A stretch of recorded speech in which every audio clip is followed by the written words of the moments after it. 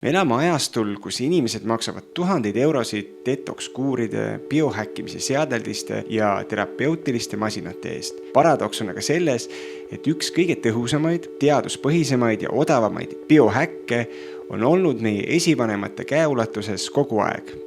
Saun. Saun ei ole lihtsalt pesemispaik.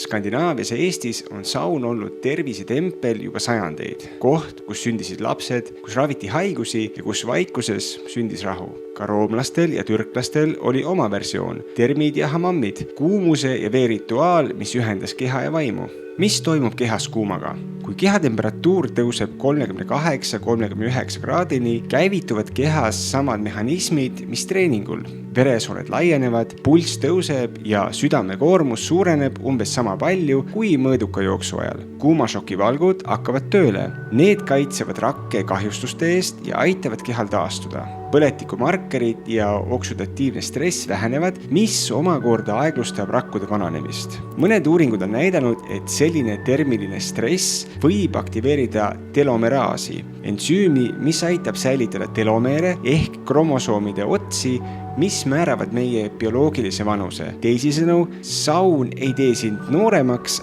aga see võib aidata sul vananeda aeglasemalt. Erinevalt tavasaunast ei soojenda infrapunasaun õhku, vaid kasutab infrapunakiirgust, mis tungib sügavale kudedesse. See käivitab higistamise juba madalamatel temperatuuridel 40-60 kraadi juures ja soodustab sügavamat puhastumist. Uuringud näitavad, et infrapunasauna higi sisaldab rohkem toksiine, mis tähendab, et see võib olla üks tõhusamaid viise keha puhastamiseks, ilma et süda ülekoormuks. Kontrastteraapia, kuum ja külm koos. Kui kuum ja külm vahelduvad, toimub kehas midagi erakordset. Kuumus laiendab veresooni, külm ahendab. See treenib veresoonte elastsust ja parandab vereringet. Dopamini tase ajus võib külmast tõusta kuni 250% ja püsida kõrgenenuna tunde.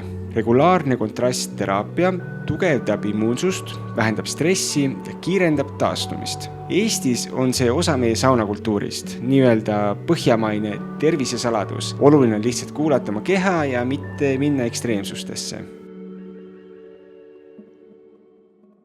Me otsime tervist laboritest, kapslitest ja kallitest masinatest, aga samal ajal ignoreerime ühte kõige paremini uuritud looduslikku ravimeetodit.